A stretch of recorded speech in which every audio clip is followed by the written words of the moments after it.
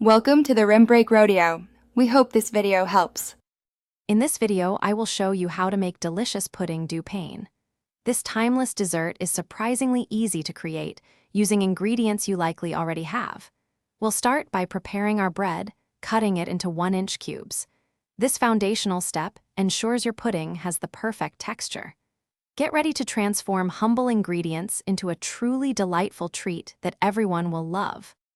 Next, we'll combine our wet ingredients, whisking them thoroughly to create a smooth custard base.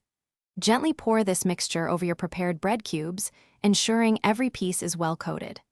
Let it soak for about 10 minutes to absorb all that flavor. Then, transfer it to a baking dish and bake at 350 degrees Fahrenheit for approximately 45 minutes, or until golden brown and set. Once baked, your pudding du pain is ready to enjoy. Serve it warm, perhaps with a drizzle of caramel, vanilla sauce, or a dusting of powdered sugar. For a delightful twist, try incorporating fresh berries, raisins, or chopped pecans into the mixture before baking. Any leftovers can be stored in the refrigerator for up to 3 days, making it a perfect make-ahead dessert for any occasion.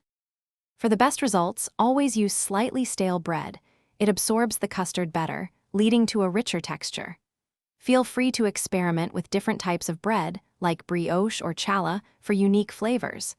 This recipe is incredibly versatile, so don't hesitate to adjust the sweetness or add your favorite spices.